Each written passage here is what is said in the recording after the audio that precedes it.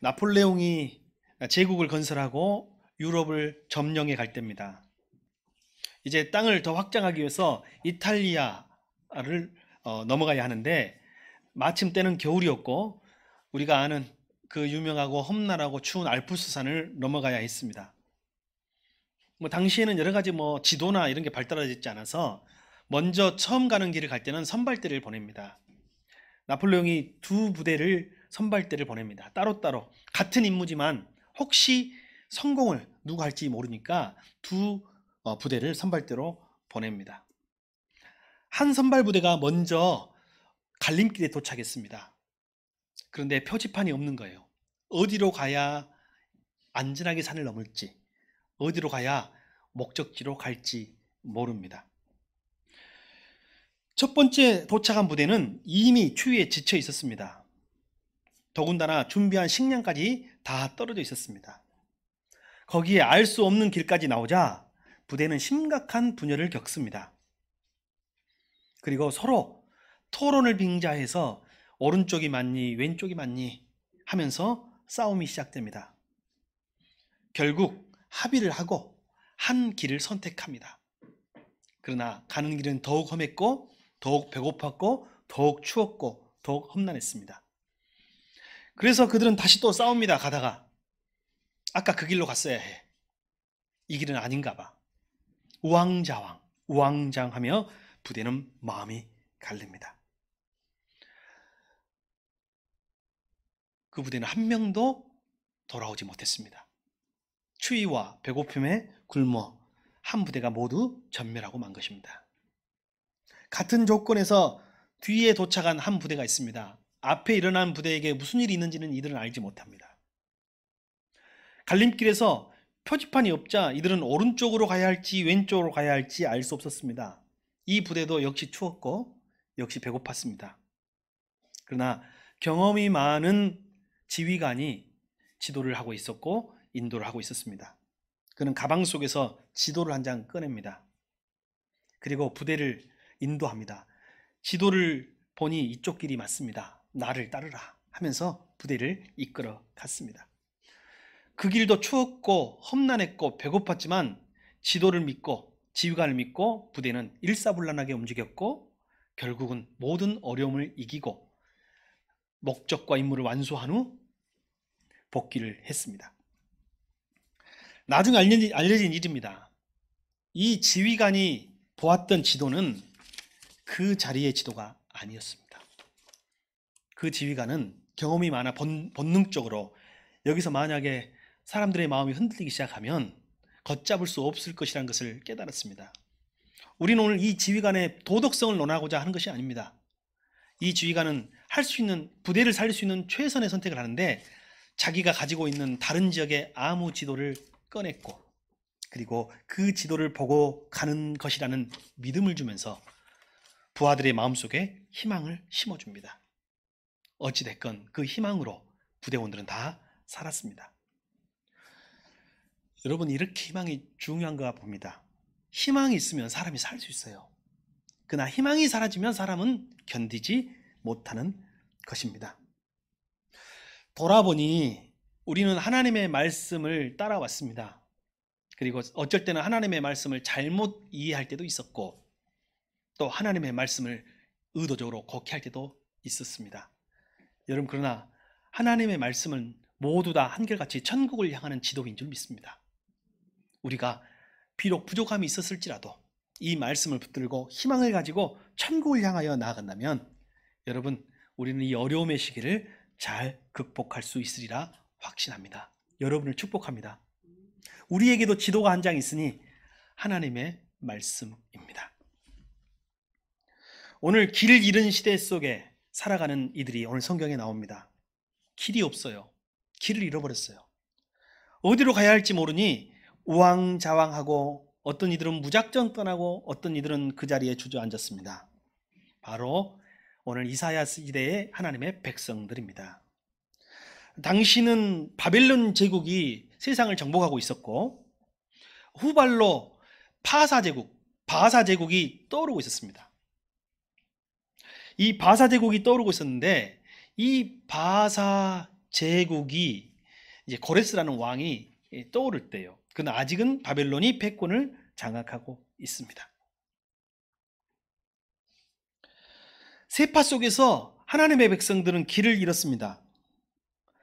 당시 예레미야서에 보면 4,600명의 유다인들이 1차로 바벨론으로 포로로 끌려갔습니다.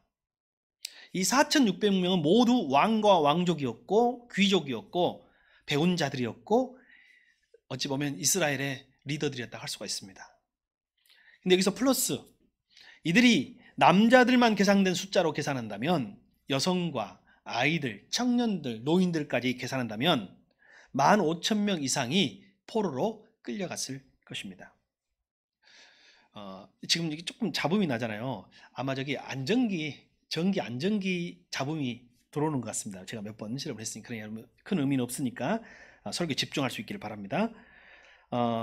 그런데 여기서 그런 상황 속에서 이들은 모두 왕족이었고 귀족이었지만 어느 한 땅에 버려집니다. 그곳은 바벨론 강가가 가까웠던 곳이었던 것 같습니다. 그곳에서 그들은 한 번도 농사 지어본 적이 없던 이들이 농사를 지었고, 그리고 그들은 때로는 장사를 하고 사업을 했으며 무역을 했고 생존을 위해서 살아야 했습니다. 그들은 성전에서 예배하고 제사 드리던 이들이었으나 지금은 어떻게 되었느냐? 그곳에서 바벨론 강가를 바라보며 흐르는 강물 속에 찬송을 실어 흘러보냈습니다. 그리고 어떤 이들은 하나님께 기도하기도 했습니다. 그렇게 세상은 흘러갔습니다. 포로 기간은 자기들 생각보다 훨씬 길어졌습니다. 하나님이 조금 고생하면 원래대로 고향으로 보내주겠지 생각했던 세월이 1년, 2년, 10년, 20년, 40년, 50년이 되었습니다. 우리 민족과 비슷합니다. 아마 고려인들은 아마 돌아오리라는 그런 마음을 아직도 갖고 있지 않을까 싶습니다. 그러다가 할아버지, 아들, 손자 2세대, 3세대, 4세대까지 흘러가게 된 것입니다. 그들은 포로 기간이 길어짐으로 그리고 남북 왕조가 멸망함으로 하나님의 성전이 파괴되는 것으로 다윗 왕조가 종식된 것으로 그들 마음속에 큰 상처를 받아요. 그러면서 더 이상 하나님이 자기를 버린 것이 아닌가, 하나님이 자기를 지키지 않는 표징이지 않는가라는 생각도 조금씩 들기 시작할 때였습니다. 한편으로는 바벨론 제국의 종교와 제의 속에 빠져든 사람이 있었어요. 거기 살다 보니 내가 하나님을 믿는 것보다, 야훼 하나님을 믿는 것보다 바벨론의 신 마르둑을 믿는 것이 훨씬 유리한 거예요. 훨씬 멋져 보이고 훨씬 힘세 보이고 훨씬 복을 줄 것 같고 훨씬 잘 살 것 같고 출세할 것 같고, 바벨론 주류 사이에 들어가기 위해서 그들의 공무원이 되거나 그들과 교제하고 그들과 사업하기 위해서는 그들의 신을 믿고 그들의 종교에 빠지는 것이 낫다고 해서 그것을 선택한 이들이 생겨나기 시작합니다. 한편으로는 귀향을 기대하면서 옛 전통을 고수하고 신앙을 고수하는 과거 지향적인 준수를 하는 이들도 있습니다. 이렇게 각자 형편대로 자기 소신대로 길을 잃고 헤매고 있던 시대입니다. 그때 소망이 없을 때, 희망이 없는 그 땅에 희망의 메시지가 들려오기 시작합니다. 포로 기간은 너무 길었습니다. 40년, 50년이 훌쩍 지나갔습니다. 그들에게 고향에 대한 기억도 희미해졌습니다. 처음 갔던 1세대는 사진으로 찍은 것처럼 고향을 다 그릴 수 있었어요. 고향의 냄새를 기억하고 있습니다. 고향의 소리를 기억하고 있습니다. 그러나 2세대는 말로 들었습니다. 3세대는 더욱 희미해졌습니다. 그들은 아무리 노력해도 바벨론 주류 사회로 들어가는 것이 어려웠습니다. 물론 다니엘처럼 일부는 거기서 잘되고 성공하는 애도 있었으나 많은 유대인들은 마음속에 방황을 했습니다. 희망이 보이지 않았습니다. 희망이 없는 그곳에 희망의 소리가 들려지기 시작하는 순간이 있어요. 갑자기 희망의 메시지가 들려지기 시작한 거예요. 자, 말씀을 보겠습니다. 이사야 40장 1절과 2절입니다. 자, 절망하고 있는 희망이 없는 그들에게 희망의 소식이 어떻게 들려졌습니까? 같이 읽습니다. 시작. 너희는 위로하여라. 나의 백성을 위로하여라. 너희의 하나님께서 말씀하신다. 예루살렘 주민을 격려하고 그들에게 일러주어라. 이제 복역 기간이 끝나고 죄에 대한 형벌도 다 받고 지은 죄에 비하여 갑절의 벌을 주님에게서 받았다고 외쳐라. 그렇습니다. 너희는 위로하라 하여라. 나의 백성을 위로하여라 하면서 갑자기 예언도 멈추고 희망도 멈췄던 그들에게 하나님의 위로의 메시지, 희망의 메시지가 선포되고 들려지기 시작합니다. 구원과 귀향의 희망은 바벨론 제국의 멸망 혹은 새로운 통치자 그들에 의해서 이루어질 거라고 생각했습니다. 여기서 우리는 잠깐 하나님의 역사의식에 대해서, 우리 성도들의 역사의식에 대해서 생각해 보고 싶습니다. 여러분, 우리나라, 우리 민족이 일제로부터 독립한 것은 독립운동가들, 열사와 의사들 때문인가요? 아니면 연합군의 승리 때문인가요? 둘 다예요. 냉정하게. 어떤 것이 더 크다고 생각하나요? 세상의 역사가들은 무엇 때문에 우리나라가 독립되었다 생각할까요? 여기서 우리는 역사의식에 굉장히 중요한 갈등에 빠지게 되는 것입니다.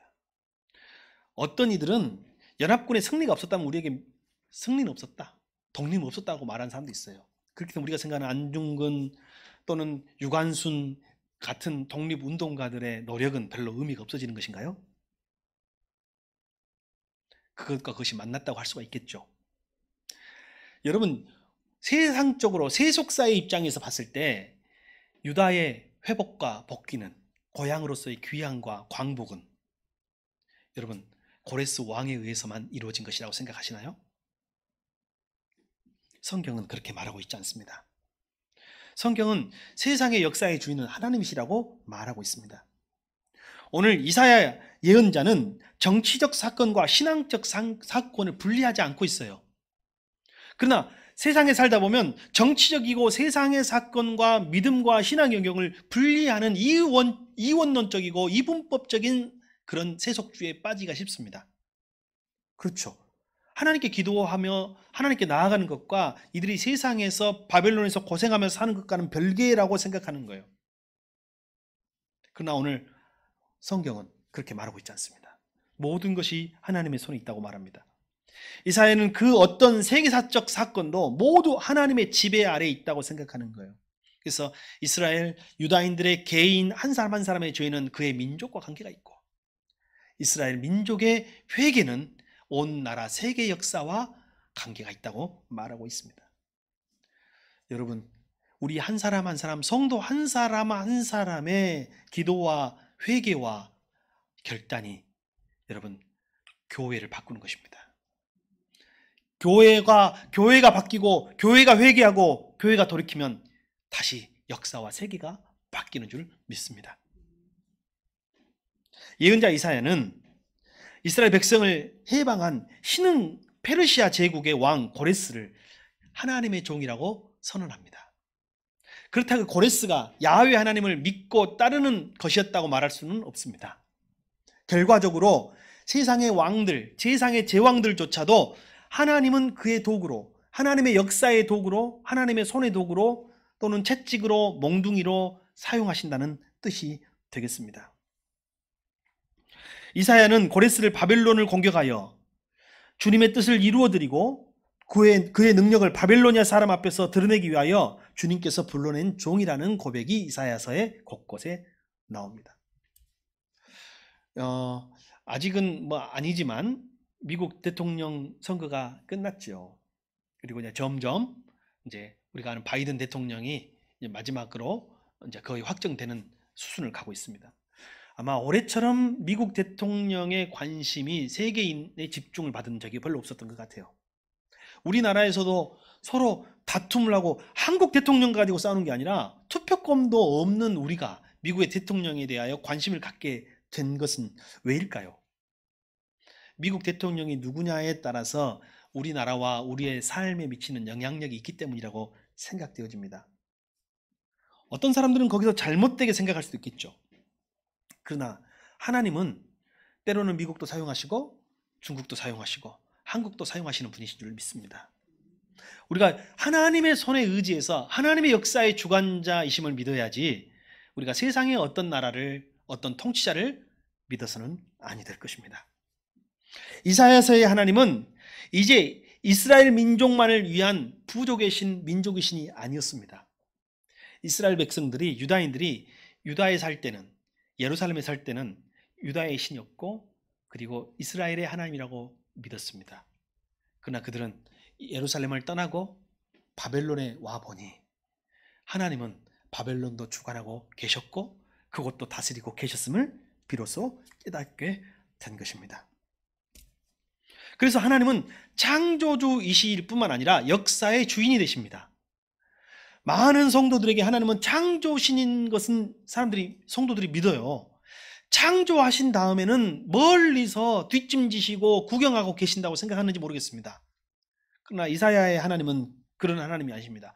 창조하신 창조주 하나님이시지만 지금도 역사의 주관자로서 일국의 왕이 누가 될 것인지, 그리고 패권은 누가 차지할 것인지, 앞으로 역사의 물꼬와 방향은 어떻게 흘러갈 것인지를 우리 인간을 살피시며 주장하고 계신다는 것입니다. 그래서 이사야는 하나님을 토기장이라고 했습니다. 그리고 우리 인생들을 그의 손에 들려진 진흙이라고 했습니다. 토기장이신 하나님은 창조주이실 뿐만 아니라 우리를 주장하시고 우리를 그의 뜻대로 빚으시며 만들어 가시는 토기장이 역사의 주인이라는 것입니다. 평범한 사람이건 최고 권력을 가진 사람이건 그들은 모두 단지 진흙덩어리에 불과합니다. 바벨론의 왕 느부갓네살이나 페르시아 제국의 왕 고레스나 끌려간 포로된 백성들이나 모두 한 것 없이 하나님 앞에서는 진흙 한 덩어리에 불과했던 것입니다. 오늘 길을 잃은 이스라엘 백성들에게 주님께서 약속하시고 말씀하십니다. 자, 이사야는 이렇게 외칩니다. 이사야 40장 6절과 8절입니다. 같이 읽습니다. 모든 육체는 풀이요 그의 모든 아름다움은 들의 꽃과 같을 뿐이다. 주님께서 그 위에 입김을 부시면 풀은 마르고 꽃은 시든다. 그렇다. 이 백성은 풀에 지나지 않는다. 풀은 마르고 꽃은 시드나 우리 하나님의 말씀은 영원히 서 있다. 이 말이 무슨 뜻인가요? 바벨론의 왕도 풀이다. 이스라엘아, 너희들도 풀에 불과하다. 다 시들어질 것이다. 심지어는 너희들이 거의 신격화하고 있는 고레스조차도 풀이다. 그 풀의 꽃과 같다. 화려해봤자 풀의 꽃일 뿐이다. 찬바람 날면 다 사그러지고 시들 것이다.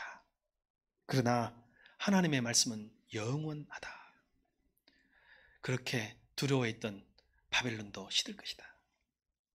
페르시아도 시들 것이다. 그러나 하나님의 말씀을 붙들고 하나님의 말씀을 지도 삼고 희망 삼고 살아가는 너희들은 영원할 수 있다. 창조주이신 하나님은 친히 땅을 창조하십니다. 그리고 그 땅 위에 인생들을 창조하십니다. 창조주 하나님은 하늘을 펴시고 그리고 별들을 명하사 별을 질서 있게 운행하십니다. 세상의 지배자들은 주님의 의의 도구로 사용됩니다. 때로는 몽둥이로, 회초리로 사용되기도 합니다. 주님께서 지상의 문 나라들은 고작 두레박에서 떨어지는 한 방울의 물과 같은 것이라고 말하고 있습니다. 세상의 어떤 권력도 얼마나 가벼우냐, 저울 위에 있는 티끌과 같습니다. 여러분, 저울 위에 있는 티끌이 영향을 받지는 않죠. 무게를 재는데 너무 작고 미미하다는 뜻입니다.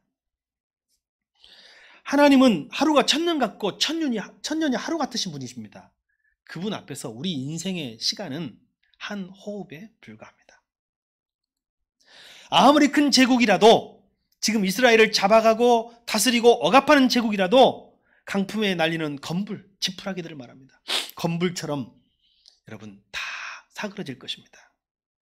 주님은 역사의 창조주시고 역사의 주관자이십니다. 바로 이 시기, 길을 잃은 이 시기, 지도를 잃은 이 시기에 예언자는 이스라엘 백성과 그 자리에서 함께 고난을 당하고 있습니다. 이스라엘은 정치적인 독립과 땅을 잃었습니다. 그뿐만 아니라 민족의 생명력의 원천인 성전과 성전 제사를 잃었습니다. 그리고 그들은 포로로 잡혀와 이방 땅에서 지금 현재 50년이 넘는 생활을 하고 있습니다. 인간적으로 볼 때 이런 상황 속에서는 그 어떤 말도 그들에게 위로가 될 수 없어요. 무슨 말로 위로하겠어요? 여러분, 정말 낙심한 사람, 정말 상심한 사람에게는 어떤 말로, 사람의 말로 위로할 수 없습니다. 오히려 위로한다고 했던 말이 상처로 다가갈 때가 많습니다. 그때 주님이 말씀하시는 거예요. 주님이 한 예언자에게 소리를 들려줍니다. 한 소리가, 너는 외쳐라. 너는 외쳐라. 절망당하고 절망당한 백성 가운데 살고 있는 한 사람에게 말하는 것입니다. 그리고 그와 함께하는 예언자 집단들에게 말합니다. 너는 외쳐라. 그러니 이사야와 그들은 말합니다. 주님, 저희가 무엇이라 외칠까요? 한번 따라해 봅시다. 제가 무엇이라 외칠까요? 주님이 말씀하십니다. 8절과 9절을 제가 요약해서 한번 실어봤습니다. 풀은 마르고 꽃은 시드나 우리 하나님의 말씀은 영원히 서 있다. 너희의 목소리를 힘껏 높여라. 두려워하지 말고 소리를 높여라.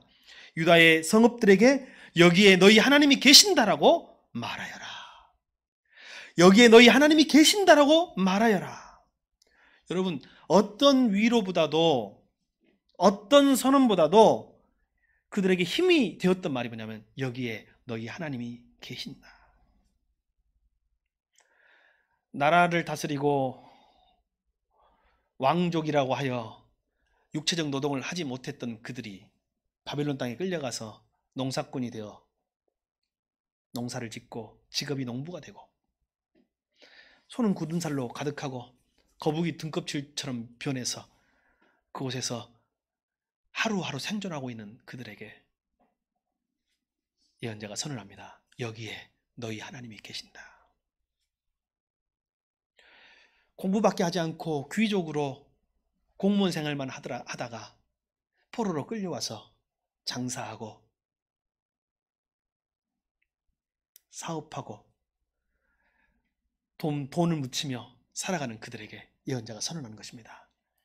여기에 너희 하나님이 계신다. 그곳에 와서 늙고 병들어서 현재 병상을 지키며 오직 기도할 수밖에 없는 힘만 남아있는 노인들에게 선지자가 말합니다. 여기에 너희 하나님이 계신다. 이스라엘 백성들에게 이보다 더 큰 위로가 없었을 것입니다. 가정에서 오직 자녀들을 키우며 양육하며 오직 하나님의 말씀으로 방향을 삼고 지도를 삼고 살아가기를 소망하며 살아가고 있는 가정의 주부들에게 말씀이 선포됩니다. 여기에 너희 하나님이 계신다. 여러분, 하나님은 여기에 계십니다. 하나님은 여러분이 계신 그 직장에 계십니다. 하나님이 계시니 그 농부의 일이 성직이 되는 것입니다. 하나님이 계시니 그 직장인의 그 직업이 나의 성직이 되는 것입니다. 하나님이 거기 계시니 주부의 일이 성직이 되는 것입니다. 하나님이 거기 계시니 장사하는 그 일이, 사업하는 그 일이 성직이 되었던 것입니다. 그들에게는 희망이 생겼습니다. 예언자의 희망의 선포는 완료형으로 선포됩니다.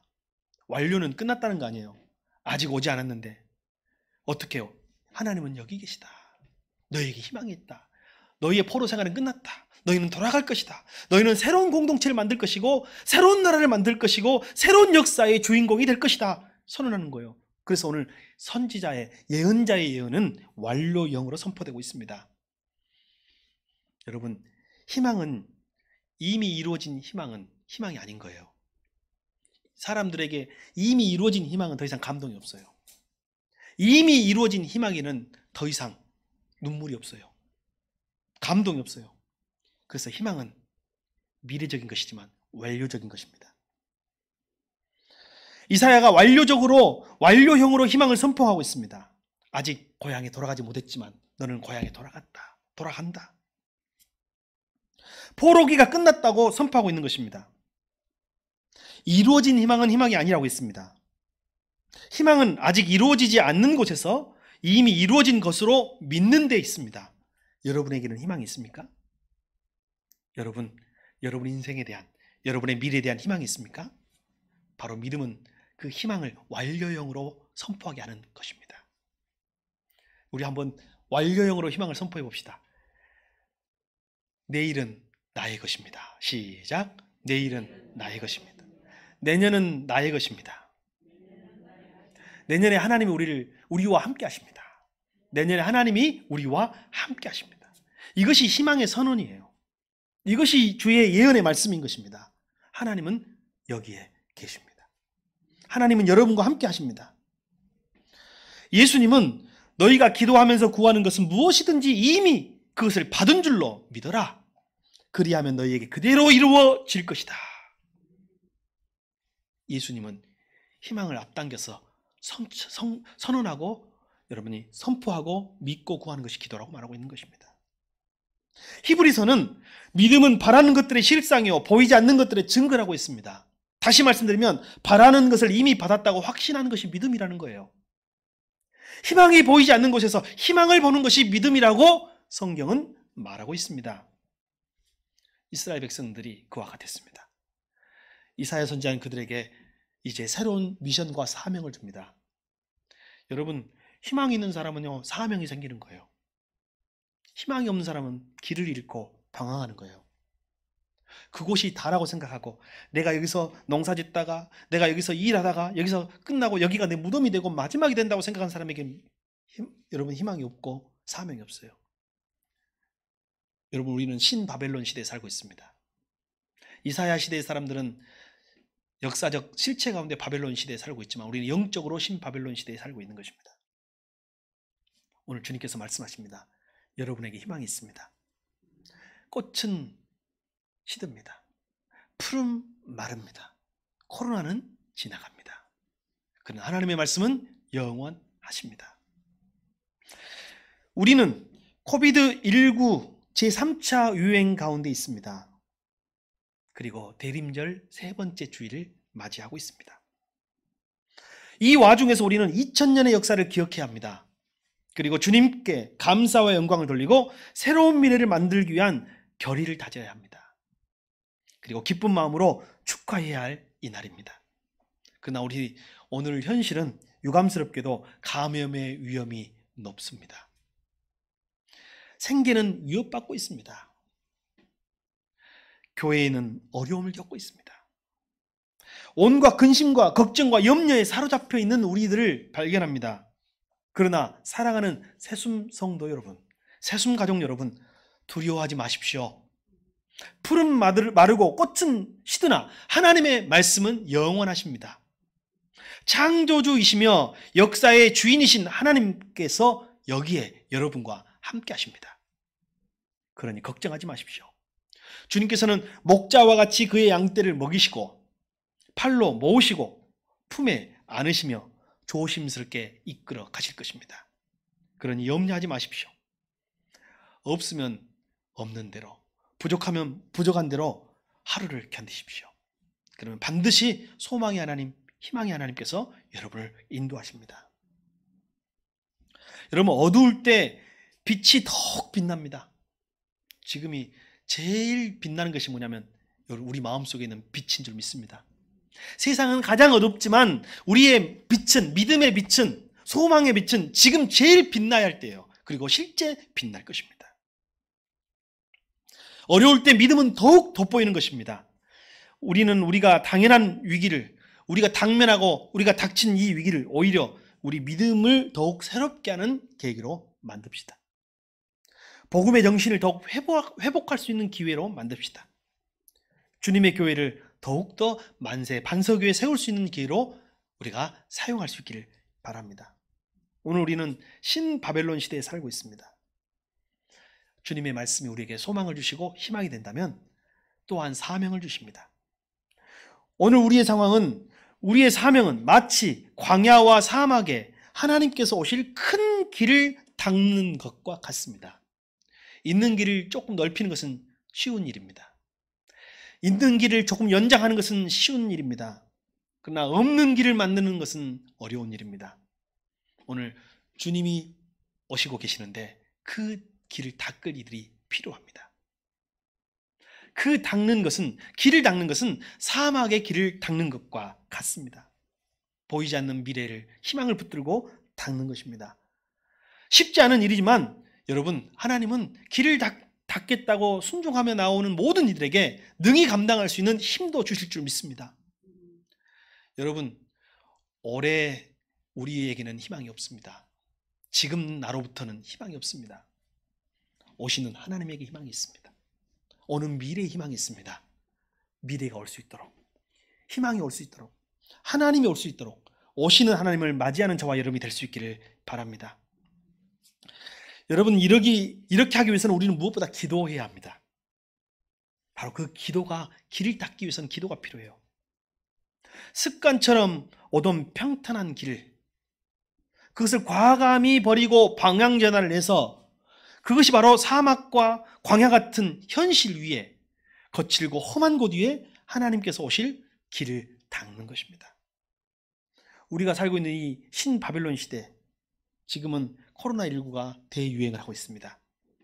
역설적이게도 코로나19는 우리에게 큰 선물이며 동시에 과제를 주고 있습니다. 그러나 어려운 과제를 주셨으니 능히 감당할 능력도 주실 줄 믿습니다. 인류는, 특히 우리나라는, 특히 한국교회는 많은 위기를 겪고 왔습니다. 그러나 그 위기를 겪으며 오늘의 대한민국이 있는 것입니다. 사스와 메르스가 있어서 오늘 우리가 이만큼 잘 대응한 것과 같습니다. 오늘 우리 새숨교회가 감염병의 세계적인 대유행 가운데, 이 시대의 도전 가운데서 위기를 믿음과 소망과 사랑으로 이겨내는 신앙 공동체가 되기를 바랍니다. 그리고 하나님이 지금 여기 계심을 믿고 소망으로 주님이 오실 길을 닫고 준비하는 저와 여러분이 되기를 바랍니다.